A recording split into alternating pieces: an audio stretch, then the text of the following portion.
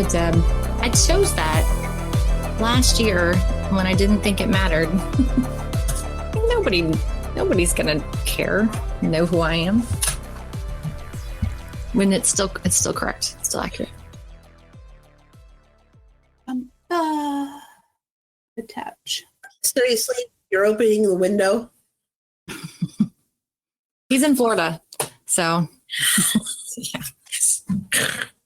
I like your orange shorts, Ryan. Thank you. I have a lot of orange. Yay! Oh boy. Oh, the shootist. I used to be jealous of people that talked about all the meetings that they got to go to. I'd be like, I'd love to go to a meeting and just hang out. No, now I get to. I'm like, I don't want to be a part of any of them. Not any of them. Some of them. I'm right here. Some of them are lovely.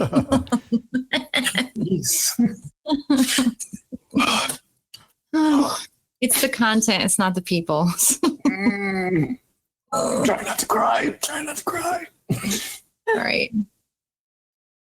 We can have a meeting later to discuss.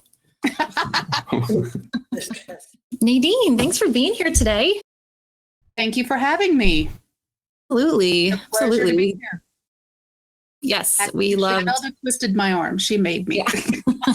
It's tough. It's hard. And I do make her because she's one of my most favorite people. Oh, now you're gonna make me blush on camera. Oh, we got to talk about it, guys. Again, SC Media Magazine honorable mention right there, Miss Nadine Tanner. So nice to see that. That is exciting. Yeah, it's actually the birthday present that keeps giving. So how they figured that one out, I don't know. But yeah, that was super cool. Happy birthday. When was your birthday? Sunday. When they made the announcement. Oh, how fun. Happy birthday. How are you going to top this for next birthdays? You know, like I have no idea. Happy birthday. Happy birthday. You know, I accidentally invited the wrong John to our webcast this week. He totally did. Like the model. No, he invited different John of Secure West Virginia. Secure West Virginia. So he's going to talk about the conference. Sure. But you need to invite John Strand, actual John Strand. Right? Probably. He's not, I mean, it's Marcello, so. Invite the model. That'd be fun. Nadine, I have a question for you. Yes. Your talk at Wild West Hackin Fest, you mentioned that your daughter was excited to attend it and listen to it. Right? Yes, I did. Yes. Could you give me an update on what she thought? Well, she, the first thing she said was, "Mama, you're famous." And then the second thing was she had a hard time believing that I myself doubted myself. It was, you know, we in fact, we had this conversation last night at dinner that it was hard for her to think of me as a separate person. I'm mom, period. You know, I'm not anything else to anybody else, and I don't have a history. And so it's like, well, let's talk about mom in college. Let's talk about. So yeah, there's no pre-Shelby, according to my baby girl, but she was tickled. In fact, not too long ago, she had to do a book report. And as you see, I love my books. And she came in and she was looking and she goes, none of these really. And so she grabbed my book.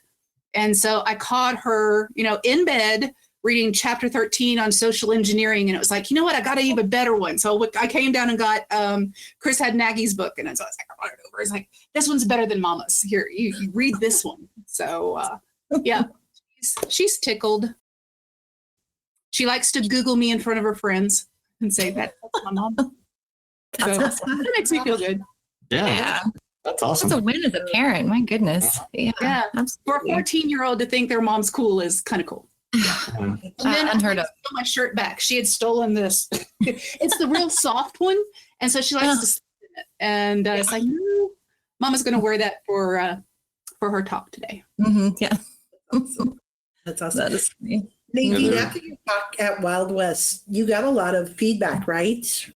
People reached out to you directly? I did. I had a couple of people reach out and say that, they took what I said to heart. I have one person reach out and say in one day he had to put like $20 in the jar because he was constantly using those words that you ought not use. I had one guy tell me that he was looking for an Airbnb in Hawaii to plan his vacation. So yeah, it was kind of cool to see people come in and stand up and say, you know what? Yep, I have felt this way, and they're working on it. Mm-hmm. I'm definitely not alone. Mm-hmm. Yeah, That's the crazy thing. When I was looking for a topic, honestly, when Vilda asked me, it was like,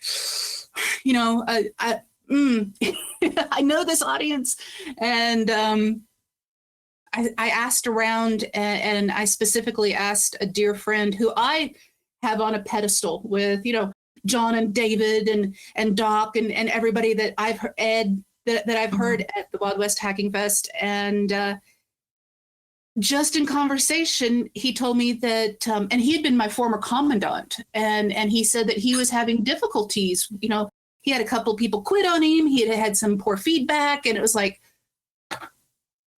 you're the best of the best. In my opinion, he's just amazing. And it was like, Ryan, no way. And so then I started asking around, and several other speakers that you had at Wild West Hacking Fest. I asked Doug Brush, and he was like, yeah, sometimes it hits me. And it's like, really? Wow. You're human too? Yeah. I know. Kind of like Shelby and me. She didn't think of me as a real person. And I look at them and it's just like, how could you doubt yourself? You're amazing. That's awesome. That's a human trait that we all share, no matter how old we are. Well, it definitely resonated with me as well. And I was like, Nadine, we got to have you back. We got to have you back. And we also have Doug coming back with his mental health talk. I think he's scheduled in January or February. Yep. He told me he was going to rock the mohawk from now on. Good. That's a requirement now. Yeah, it was really cool. I got to interview him he turned the tables. He does the cybersecurity interviews. And so I got to interview him for the 100th episode. And we talked about his talk and other things. So yeah, That's I awesome. love me some Doug. Mm-hmm. Yeah, he's fantastic. Jason has a phrase that he always says is never deny someone else the opportunity to find out how awesome you are. Is that right? Is that how it goes? Yep. Like, don't say no for other people. Like, Yeah. don't put words in their mouth. Don't have them deny you, and give them a chance to do it. Yeah. Mm-hmm. Yeah, I was teaching film school for a long time, and my students had a hard time networking because they just thought the person that they were going to introduce themselves to would just go like, why are you talking to me? And so I was trying to teach them, never deny someone the opportunity to find out how awesome you are. Like, just introduce yourself and go from there. But most people stop. They're like, well, no, that person's going to reject me, so I'm not going to go introduce myself. And I was like, no, it's not that. All right, guys, thank you so much for joining us today. We still are about 3 minutes out. Velda, is there anything that you want to chat with us about Wild West Hackin' Fest? Secure West Virginia training? Sure. Just a reminder, we have the roundup coming up. We had our first one last week, and it was very, very successful. We have another one coming up in December. It is the Cloud Roundup with Bo Bullock as our chair. We are still accepting CFPs. If you'd like to submit, check out our website. We are also looking for advice. So if you have somebody you'd like to recommend, I'm happy to reach out and make a call if you think there's somebody that would have a great talk as it relates to the roundup. Happy to reach out. And as Nadine will tell you, I'm great at twisting arms. Very persuasive. You will be there. Keep an eye on our website. We have fun things. Again, I'm really excited that Nadine agreed to speak with us today. So thank you again for sharing your Talk from Wild West Hackin Fest. It was awesome then. I know it's going to be awesome here. And again, congratulations on the SC magazine honorable mention. That's fantastic. Very excited about that as well. With that, I will leave you guys. Awesome. Thanks again, Nadine. Have a great day, everybody. Thanks, Velda. All right. Hello, everyone. If you're just joining us, we have Nadine Tanner here. She is going to be talking to us about, Nadine? The secret thoughts of a successful hacker. Awesome. And with that, it's all yours, my dear. Thank you. So everybody can see my screen, right? I think you can. Well, welcome, welcome. I am thrilled to be back. It was wonderful to be invited. I kind of figure since I was invited the first time, was successful. So I remember watching Jerry Seinfeld. He was doing a stand-up set a while back, and he said there was a survey that said the average person's greatest fear is having to give a speech in public. And somehow this ranked even higher than death. Death was like third on the list. So you're telling me that at a funeral, most people would rather be in the coffin than have to stand up and give the eulogy. Why is that? Why are most people afraid of being judged by others rather than speaking with the Grim Reaper? So this is my talk. It's the secret thoughts of a successful hacker. We're going to explore imposter syndrome and pluralistic ignorance in pen testing. And that's something that started for me probably about, 20 years ago when I started in IT, and it's something I still struggle with today. So I have two little ones. You have a little bit of a delay there. Very cool. And they're not quite this little anymore. My daughter is artistic, creative. She's a painter. She's a singer. And then there's my son. And my son is the thinker. He is the questioner. And he always wants to know who's going to win. And so this makes for great dinner table conversation. So the past couple of debates that we've had at the dinner table was who would win, King Kong or Godzilla? Now, I know we have the Discord server and you guys can have fun with that. That's okay. King Kong or Godzilla? We had another conversation not too terribly long ago. Who would win? Jean Grey or the Scarlet Witch? And most of the time, hands down, it's Jean Grey. Now, our most amusing debate of all time actually happened about a year ago because Halloween. I'm on the right and Daddy's on the left. It does. It makes for a very interesting dinner conversation, when your husband's the CCMP and you're the CISSP at the dinner table. My poor kids. Anyway, if you tell my son to do something, he wants to know why. And he hears a new word and he'll ask you what it means. They're both in virtual school. And I hear him sometimes asking questions and I'm thinking, oh crap, what is he going to ask now? And it's going to be a doozy of a question when he says, can I ask you something? And what that usually means is that he's already put some thought into the question. He already kind of knows what he thinks your answer might be. I think he's going to make an amazing social engineer one day. So Chris Hadnaggy, my 12-year-old's coming for you. I don't remember exactly where we were. We were in the FJ, but a few years ago, he was in the back seat and he said, Mom, can I ask you a question? Oh, crap. If smart people know they're smart, do dumb people know they're dumb? And so first laughter, initial surprise, and then what I try to do as a parent is I turn it around. That Socratic method of parenting, otherwise known as the I have no idea how to answer that parenting method. And so I did. I said, Gavin, do smart people really know they're smart? What makes a smart person smart? Do you think you're smart? And then I opened up a can of worms. Do you think I'm smart? So believe it or not, many smart people don't think that they are. And so we still talk about this today. Smart people know there is so much more to know. You learn something new and it opens another door and another door and another door.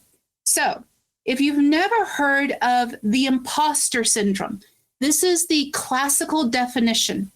It's a really interesting phenomenon that a lot of smart people, overachieving, successful hackers have. It's a concept describing individuals who are marked by the inability to internalize their accomplishments and a persistent fear of being exposed as a fraud, as being found out. If you've ever internalized these questions or these thoughts, such as, what if they find out I'm not as smart as I think I am, or they think I am? I can't pull this hack off. Who am I kidding? This exploit will never work. Lucky me. I was in the right place at the right time. If I can do it, anyone can do it. That one's me. If I can do it, anybody can do it. And that's not coming from a place of arrogance. It's a genuine feeling that anybody can do what I do. So John Strand asked me to present, Velda asked me to present at the Wild West Hacking Fest and share the same track with David Kennedy, Jonathan Hamm, Doc Blackburn. And honestly, my gut reaction was Whiskey, Tango, Foxtrot. No. What on earth would I say to a Wild West Hacking Fest audience? I've been in that audience, but I've been a huge fan of Velda's and John's for years. So outside the box, I did it. This is what we're going to talk about. What is it? Who has it? When does it happen? Where do you go to get help? And how to get rid of it? So numbers, if you need a few numbers, this is 89% of 100 people, so 89 out of 100, say that imposter syndrome affects their performance. According to the International Journal of Behavioral Science, studies suggest that more than 70% of people experience imposter syndrome at some point in their career, no matter what career they're in. The next time you're in a room of 100 people, you can figure about two. Two people have never had this level of anxiety. And so these are some of the symptoms of imposter syndrome. Extreme lack of self-confidence, feelings of inadequacy, consistently comparing yourself to other people, other hackers, self-doubt, distrust in your own intuition and capability. I think everybody knows who this is. Believe it or not, Albert Einstein, recognized as one of the most influential scientists of the past 500 years, had a case of imposter syndrome. He confided to a close friend, and I quote, "The exaggerated esteem in which my life work is held makes me very ill at ease. I feel compelled to think of myself as an involuntary swindler." And none of us think of Einstein as a fraud, but he felt insecure about his talents and his achievements, as do many of us. I got to meet Maya in high school. The civil rights activist, author, poet, Nobel laureate, admitted at times she felt like a fraud, once saying, "I have written 11 books. Each time I think, they're going to find me out, I've run a game on everybody, and they're going to find me out." Now, if there are any Harry Potter fans, yep, Harry Potter actress Emma Watson has publicly admitted to falling into the trap of imposter syndrome. There was an interview that she did with Vogue magazine, and she shared how she feels when people praise her for her acting. And she says, "When I receive recognition for my acting, I feel incredibly uncomfortable. I feel like a imposter." Now, one of my favorite actors in Deadpool, not Green Lantern, Ryan Reynolds has said, "To be honest, I still feel like a freckle-faced kid faking it until I make it." Guys, Deadpool has imposter syndrome. Now, you might not recognize the next person that I have in my slide deck.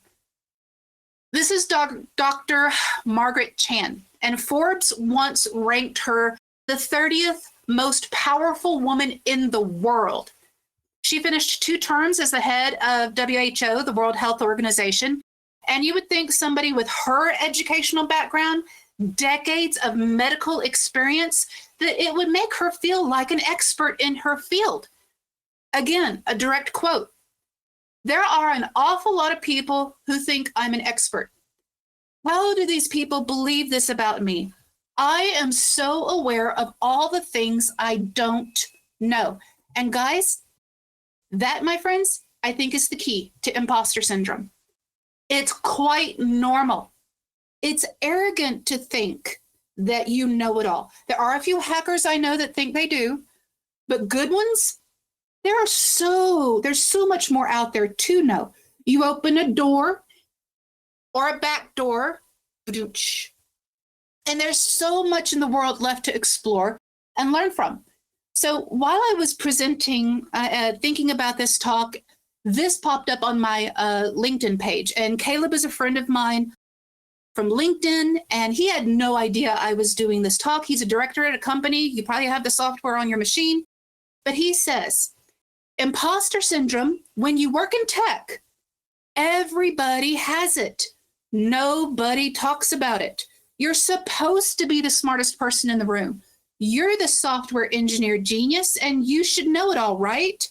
Here's the truth. We were all imposters at some point. No matter how skilled or expert you are today, you were once a noob too. Stop pretending you know it all. Raise your hand, ask the question, and embrace the fact that tech is a constant flux of learning. So thank you, Caleb. I appreciate you letting me quote you. When you start thinking about imposter syndrome, there are different flavors, if you will. Oh my gosh, I missed a slide. Let me go back. Because we can't go without our ice cream. There are different flavors of imposter syndrome. And imposters don't experience failure the same way. We're all very different people. And the reason is you don't necessarily define competence in the same way. So have you ever worked with the perfectionist? The perfectionist's primary focus is on how something is done. And sometimes for this kind of imposter, one minor flaw in an otherwise stellar pen test, 99 out of 100, that's failure. And thus they feel the shame. The expert, that's the person who is at the knowledge version of the perfectionist, because you expect to know everything. And even that minor lack of knowledge denotes failure and shame.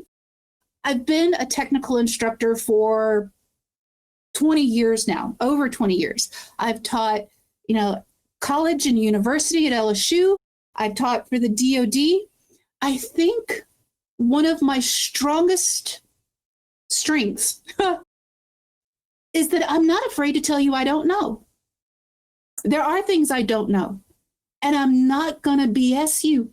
I'm not going to try to make something up. I don't know it all. I'll go find it and I'll come share, but there's nothing wrong with saying I don't know. What about the soloist?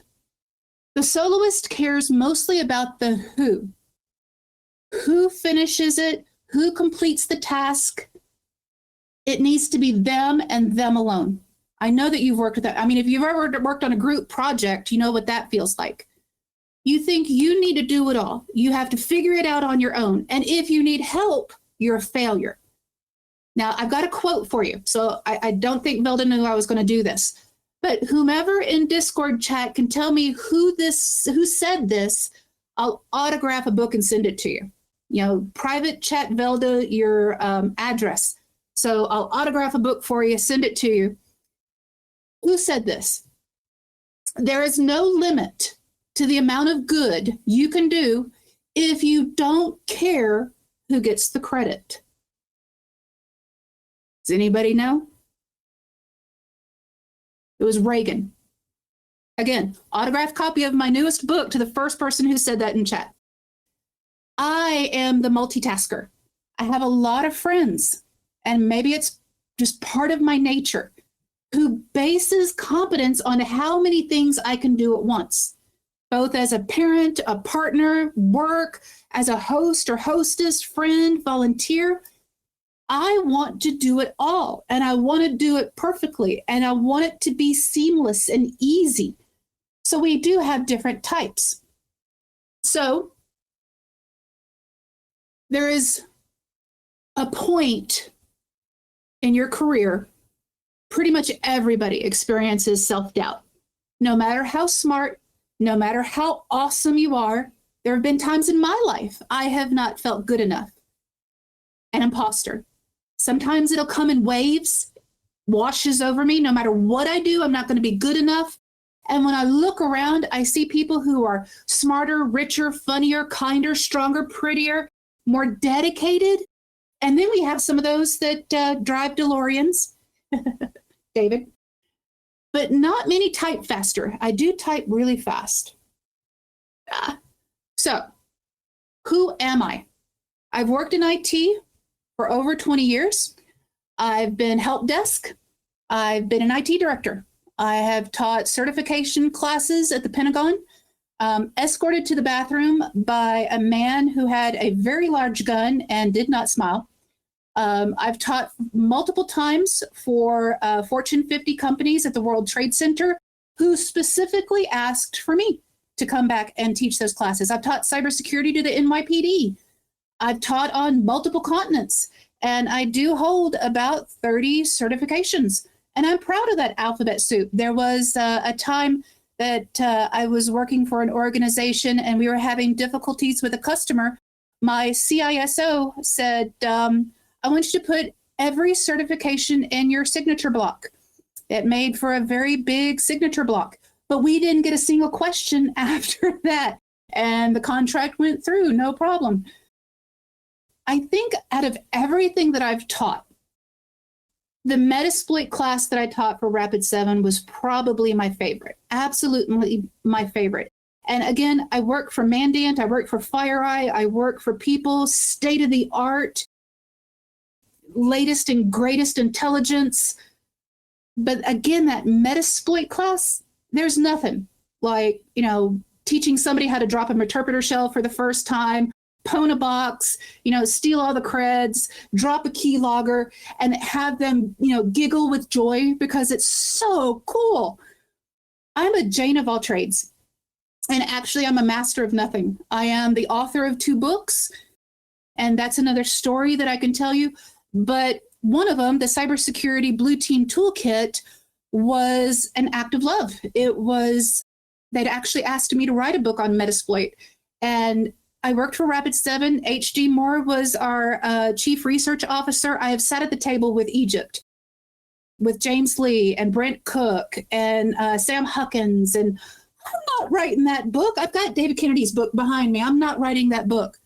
And they came back and they asked me, what book would you write? And I was like, okay, what book did I need 20 years ago? There is nothing like walking into Barnes & Noble and pulling your book off the shelf and signing it and putting it back.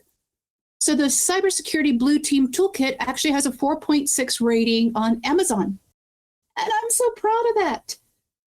But in the back of my mind, there is one review from Mr. John Carroll in the UK who gave me 1 star.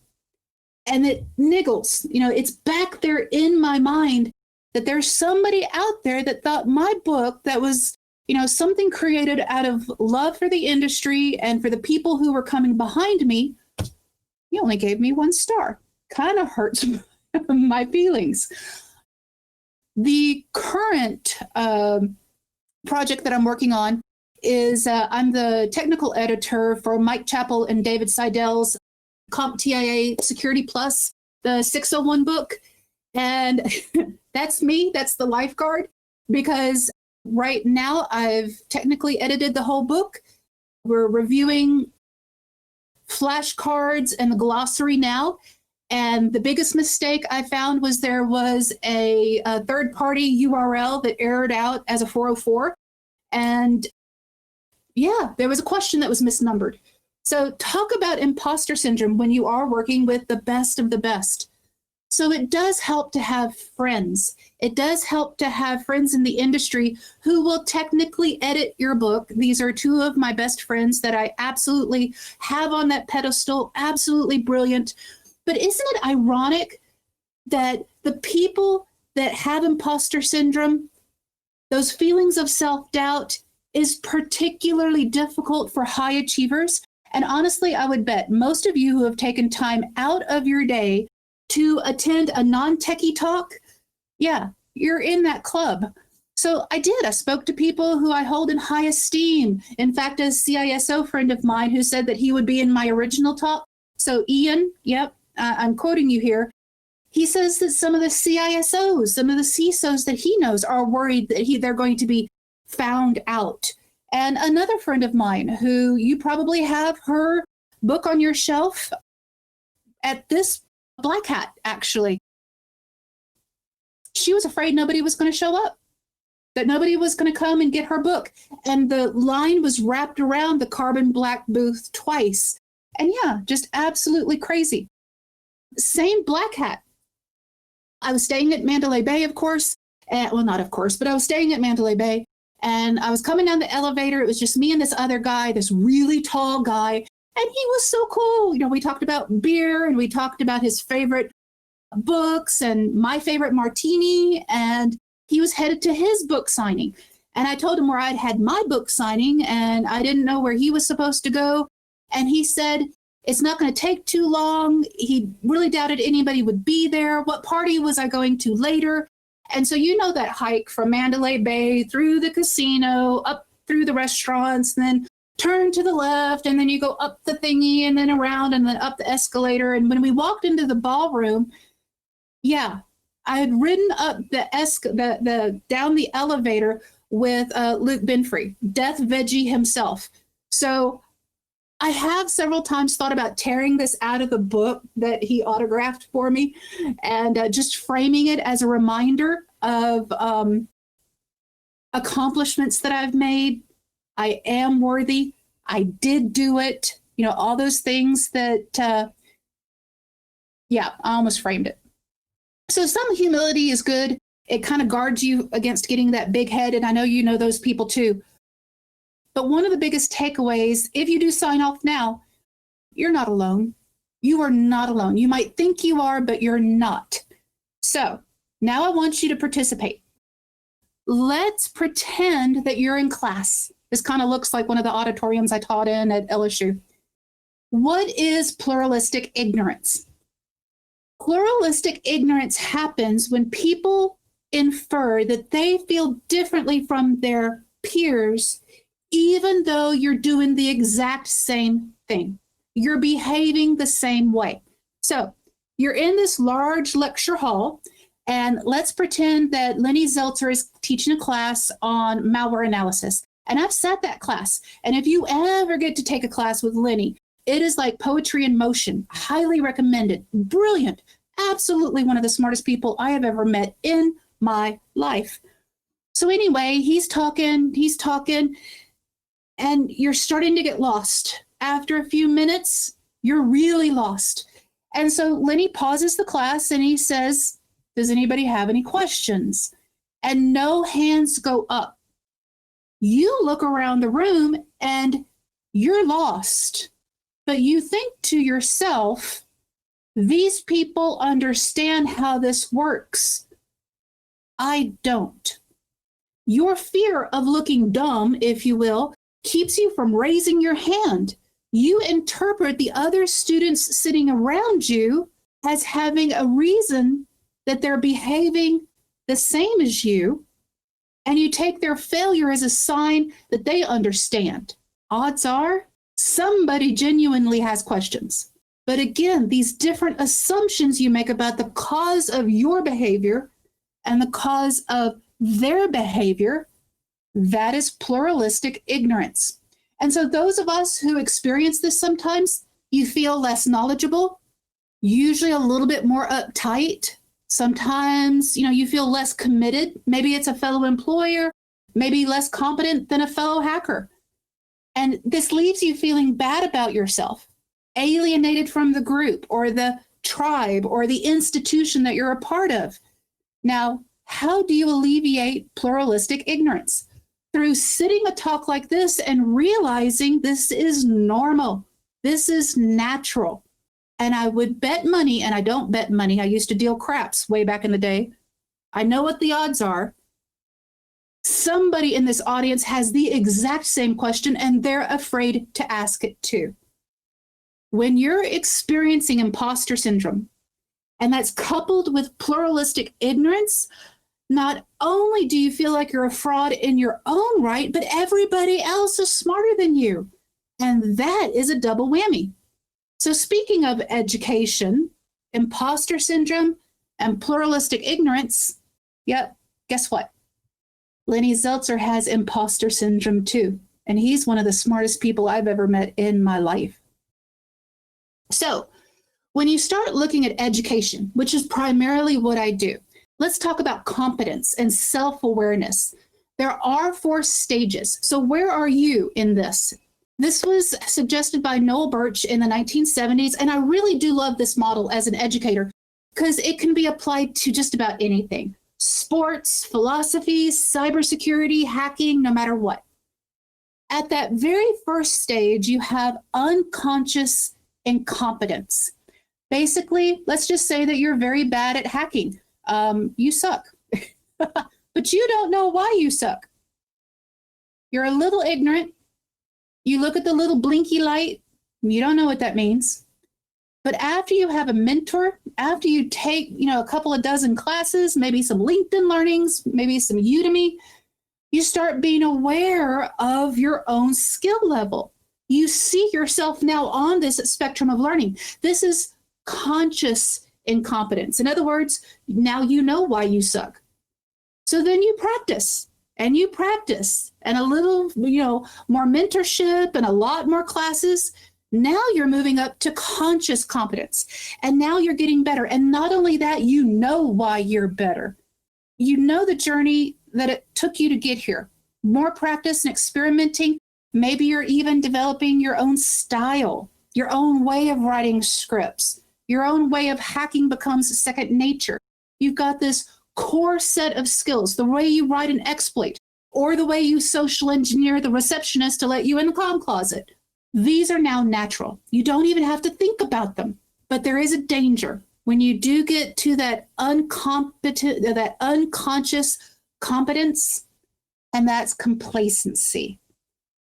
Nothing moves as fast as cybersecurity. Nothing moves as fast as this industry. My best friend is a physician. She taught at Vanderbilt. She's a pathologist. And over a glass of wine, a couple Christmases ago, we had this debate. My industry is harder than yours. She's a doctor. No, it's not. Yes, it is. When you went to med school and you looked under a microscope, a cell was a cell was a cell. How often do you have these world-shaking 0 days that hit? For me, every other week. So our industry changes so quickly and so dynamically. So again, that last stage there is that danger of complacency, and especially in our industry, we can't.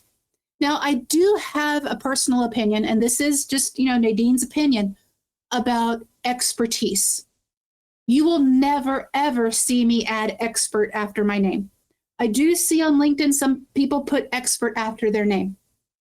But those people that I consider to be the expert, like the John Strands in the world, they are humble as pie. My grandma used to say, being rich is like being a lady. If you have to tell people you are, you're not. And I feel the same way about our industry. If you tell me that you're an expert, oh, that's going to be my first doubt. So think about where you are. Think about what it is that you do. Where are you on this chart of competence? Because we're always learning. We're always growing. All right. So how do you manage this? How do you manage your own self-doubt? We know that success is a matter of repetition. So let me ask you this question. Who is the best basketball player of all time? All right, so I am a little older than probably most or some of you in here. For me, it's Michael Jordan. Michael Jordan had a goal. Every single day, he made 100 free throws in a row. If he missed on 99, he started over. What he knew about the way his brain works. The brain shapes itself based on repetitive thoughts and behaviors. Words play a key role in how you convey your thoughts to yourself as well as others. Again, as a social engineer, the words that you use, the way you describe yourself, it tells me a lot about your mind, your character, and where you're going in life. Just by paying attention to what you say, I get this understanding of who you are. So the words that you think and the words that you speak do have a direct correlation. So I was at the Hacker Halted conference year before last. Yeah. And Deidre Diamond from Cyber SN, she was one of the keynote speakers. She and Chris Roberts, another friend that lives here in Denver. And I love Deidre. She gave us a couple of words to actually remove from our vocabulary, and I added a couple. So if you have a pen, I would like you to write these down, and I want you to make a point of recognizing when you use them and try not to. Try to use a different vernacular with yourself. All right? The first one I want you to remove is obviously. I don't believe that there's any way you can say this word and not sound like a jerk. Obviously, it's so condescending. Try it. I'll wait. Obviously, you, I, them aren't good enough. So that's a word I want you to remove from your vocabulary. The next word, but. How many times do you but yourself? Yeah, but. Okay, but. Stop it. When you use this word with others, it means that you're everything but okay. With someone else's point of view, either you don't deem it valuable, you haven't paid attention. This is a big problem that we have in our industry. We listen to reply, not to understand. So how often do you but yourself? And think about it. Won't the conversation be better with yourself if you use the word and instead? Exchange but for and. Watch what happens. I wish I could and instead of I wish I could but. And see how you feel about yourself. You're not an imposter and is going to open up new worlds for you. The next word I think we should never use is never. Never say never. Not only for Murphy's Law, because the minute you say never, you know it's going to happen. But I mean, literally, it reduces trust. It reduces motivation. It reduces energy. Replace never with possibilities, which means that you should remove the word impossible. This is one of the most common ones. You always point out how something can't be done rather than finding a way to do it. Impossible can actually harm you, your organization, and ultimately your life. Indulging in it will never bring you that peace of mind. I would hate to go to my grave with the regrets, thinking something was impossible when I really, really wanted to do it. Honestly, you become a better hacker. Just remove this from your vernacular. Erase it from your vocabulary. The next word that you should never, ever use is try. Well, and the reason being, Yoda told us to. We all love Yoda. Do or do not. There is no try. What does that mean? You don't ever try to do something. Please, just don't try. You either do it or you don't. You commit or you surrender. There is no in between. Trying means that you mentally are giving too much space to the possibility of failure. Perhaps your thoughts are centered around the fact that nothing might work out in the end. Then you feel stuck. And guess what? You feel like an imposter. So these are now your curse words. And one of the things that I did after Deidre's talk was I got a jar. And every time I thought that word, every time it came out of my mouth, I put $1 in the jar. And hopefully when COVID lifts, I'm going to Hawaii with the proceeds. That's a vacation that we have planned. And that's where it's being funded. So people like this. I've known people like this. I actually had a next door neighbor that did this. You've worked on your vocabulary. We've worked on your mindset. You're now planning a vacation. But self-doubt will manifest itself in other ways as well. I had a boss, guys, she gave me a script. I was delivering a 5-minute update to a sales team on my project. I am a published author. I'm a college professor. And she gave me a script complete with dad jokes, complete with the jokes and I really, up until that point, really respected this boss. And I really started doubting myself. I thought, am I too technical? Was it not technical enough? Am I too verbose? Was she afraid I was going to talk too long? You might dread, a meeting or a gig that's coming up, convinced you're not going to pull off this pen test. You're not going to pull off this presentation. You might get the feeling that, you're talking in front of people and it's landing, with a thud. When you expect the jokes to generate laughter and silence, there's nothing like that. I've done that, but yeah, it's disheartening. So you walk away, you get out of a meeting, or I've done this. Have you ever walked out of a job interview? And the minute you're out the door, you think of like 10 better answers that you could have given rather than the one that you actually did. If you know Jimmy Alley, he's from Lost Rabbit. He says, we need constant sanity checks from each other. And so us, as high achievers, we do have this perfectionist streak. We want to act with 100% certainty, especially in new situations. Guys, that's not good. Especially in new situations where you perceive that you might misstep, and then what do? You hold back. You hold back rather than jumping in.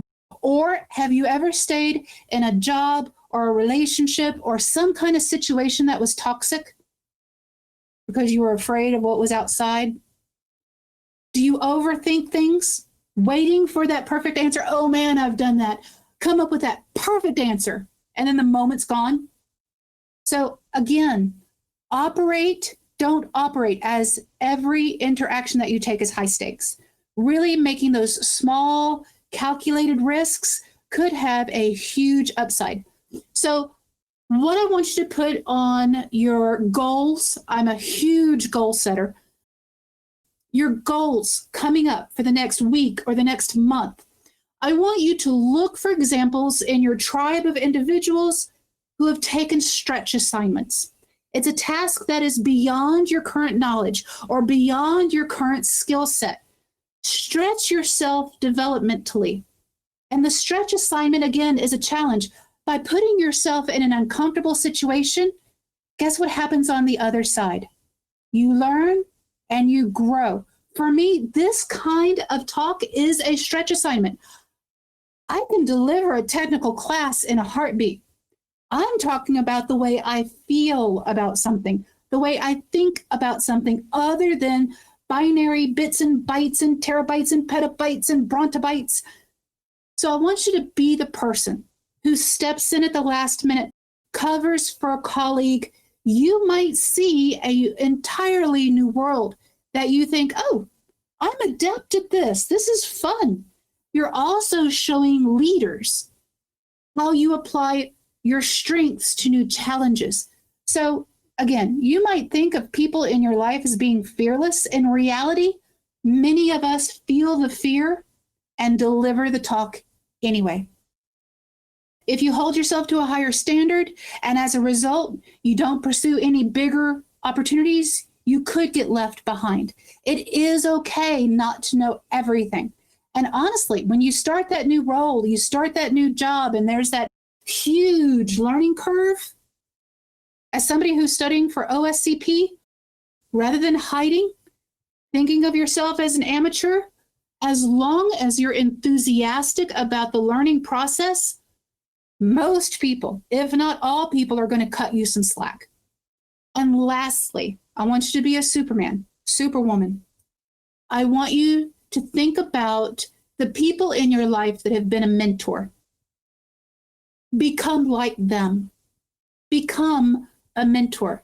Teach, lecture, volunteer, and next month present something that you're most passionate about. And I promise you, you'll be surprised at just how much you know. As we become experts in our own areas, guys, it gets amplified. It becomes amplified when you're dealing with the true newbie.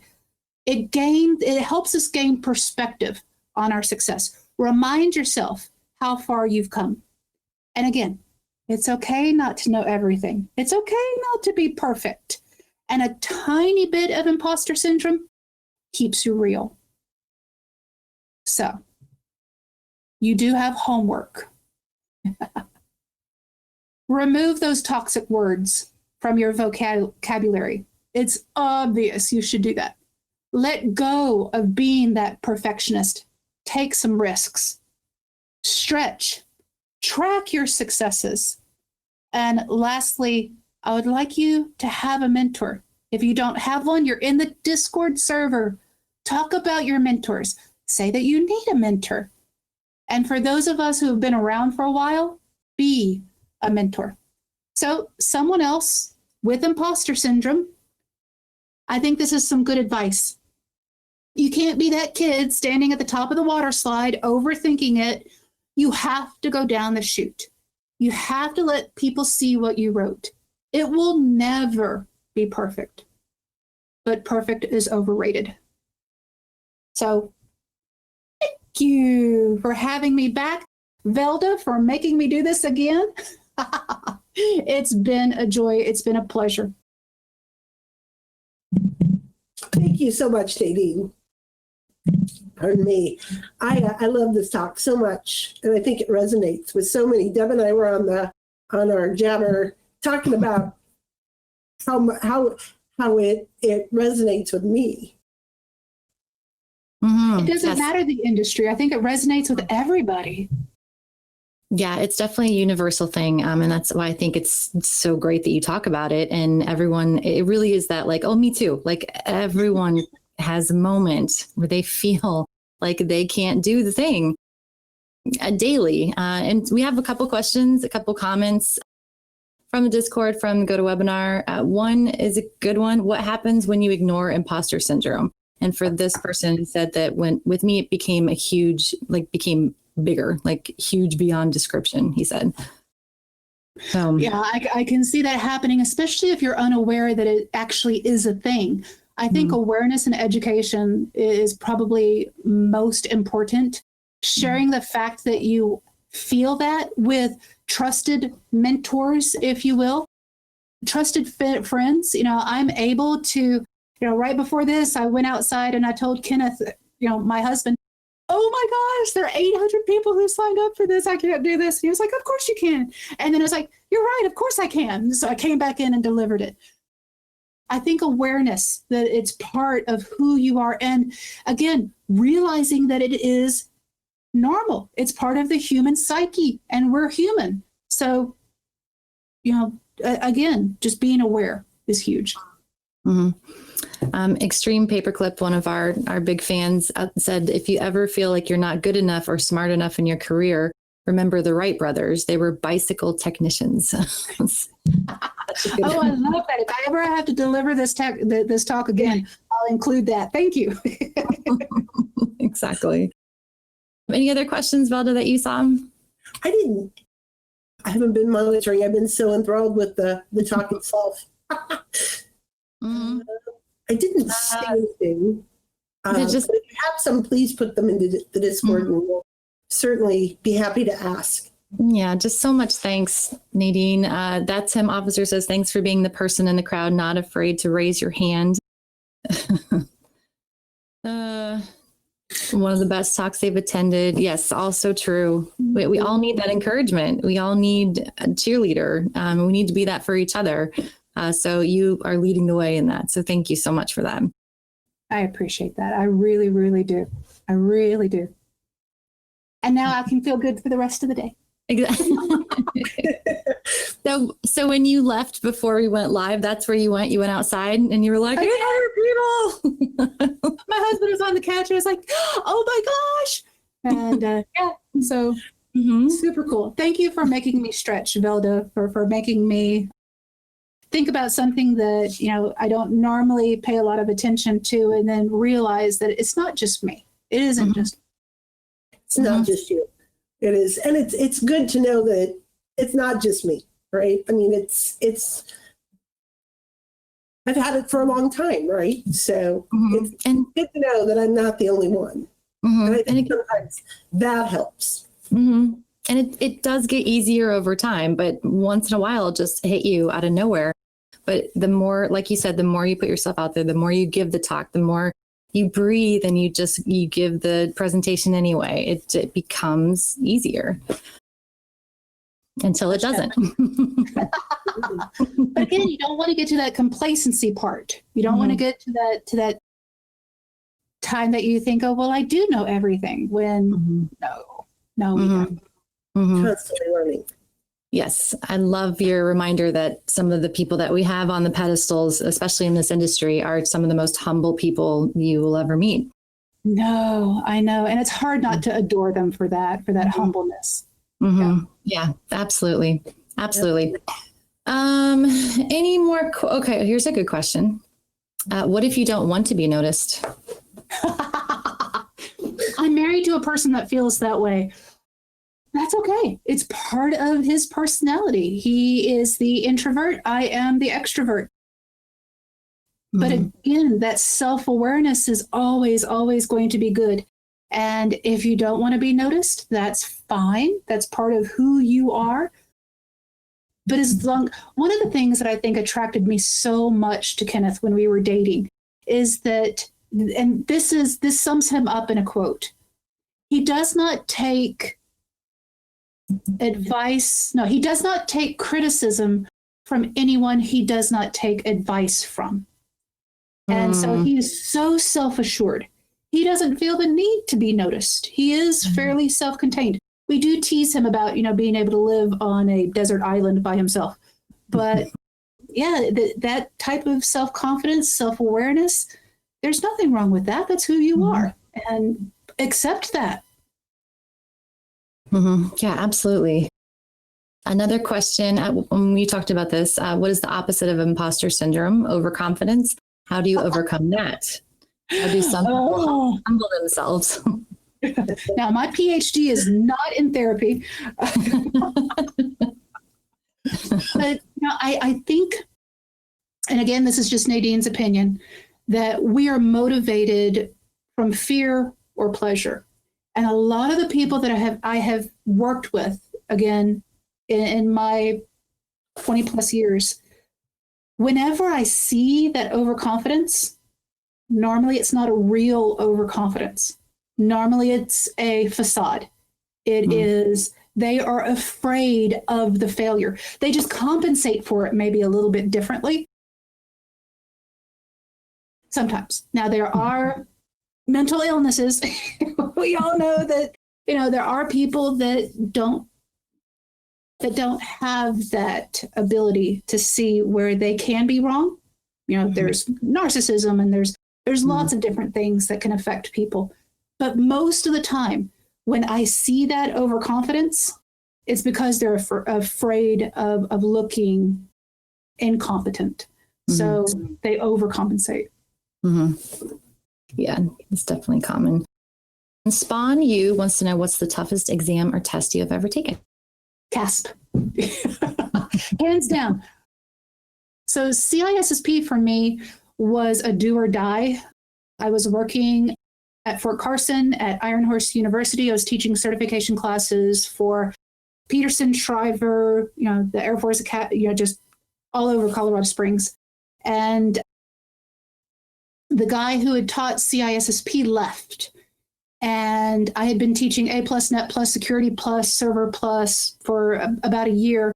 And my commandant, in fact, the guy that was in my picture, he's now the trainer, manager of training at Carbon Black, Ryan Hendricks told me, you've got a month, you've got 30 days. We've got CISSP on the schedule and you're teaching it. And I was like, wow. So I had a month to study for CISSP, but compared to CASP, I think I was in the beta for CASP, but I have not taken OSCP yet. So that 24-hour exam for me is a little daunting.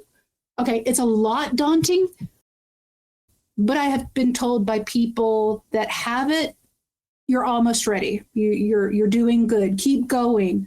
I have that momentum and I have that support behind me. And I've got people I can reach out and ask questions to. But as of today's date, and then writing the CASP book, holy moly, that was difficult. 1,000 different scenario-based questions with answers. I don't know if I ever want to do that again. I said yes, not knowing how hard that was going to be. How many of us can relate with that, right? Oh, boy. Oh, goodness. Well, you brought up mentors and you mentioned the Discord. Discord is a great place for mentors looking for mentees and vice versa. We do have a channel in the Black Hills server that you could go and just say, hey, this is who I'm looking for. This is who I'm looking for to mentor too. So that's a great resource. That's a lot of you have already posted in there. So I encourage you guys to check that out. Definitely. And with that, if we don't have anything else, Velda, anything? I think we're good. Nadine, thank you again for doing this talk. Thanks for being a mentor to me. And we will see you at Wild West Hackin Fest, Way West. Yes, you will. Yes, you will. What am I talking about there? We'll talk before the talk. All right. All right, everyone. Thank you. Yes, thank you. Thank you, everyone, for showing up and being with us. We love our time with you during the week, and we'll see you next time.